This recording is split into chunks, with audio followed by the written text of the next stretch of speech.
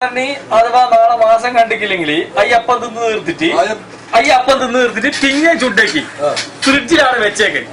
നമ്മളിന്ന് എന്തെല്ലോ ആക്കി ഒരു ബിരിയാണി വെച്ച അതന്നെ ആ കോലൊന്നും പറയണ്ട. രാത്രി നമ്മൾക്ക് കുബൂസായി.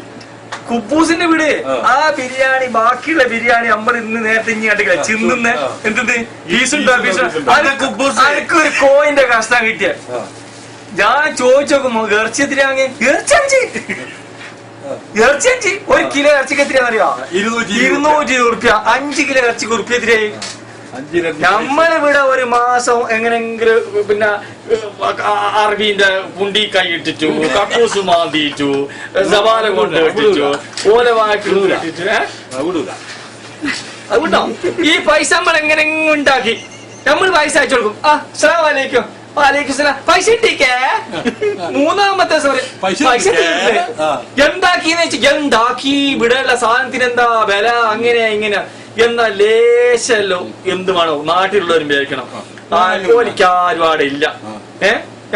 നമ്മള് വലിയ പറയും പൊരണ്ടാക്കിയ 5 അറ്റാച്ച്ഡ് ബാത്റൂമാ ഇവിടെ നമ്മള് ദൂരം ക്യൂ നിക്കണം.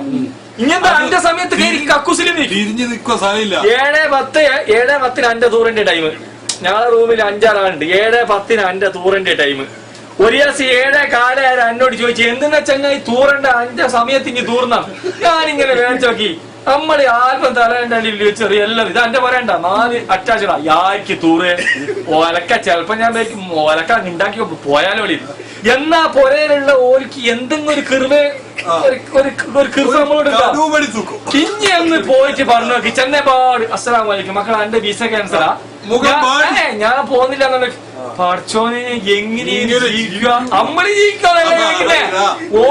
ജീവിക്കാം നമ്മള് കൊറേ കാലം ഉണ്ടാക്കി ഇനി എങ്ങനെ ജീവിച്ചാൽ ഞാൻ പറഞ്ഞ ഇതാക്കാത്തല്ല ഒലക്കപ്പിണ്ടാക്കി എല്ലാ ഗൾഫിലുള്ള അടക്കി കയറ്റിയുണ്ടോ ഒരു കുഞ്ഞനോട് ബാക്കി വെക്കരുത്. ഒരുത്തനെ ബാക്കി നമുക്ക് മനസ്സിലാവും എന്താ പറയോ ഒലുണ്ടാക്കി പോവല്ലോ എല്ലാവരും കയറ്റാക്കുള്ളൂ. എന്നിട്ട് തുടങ്ങേണ്ട പണി നാട്ടില് എങ്ങനെ ജീവിക്കണം നമ്മൾ. എന്റെ മോനെ നമ്മളെ നാട്ടിലെ പെണ്ണുങ്ങൾക്ക് ചിലപ്പുണ്ടല്ലോ ബസ് ഫുൾ കാലിയിരിക്കും.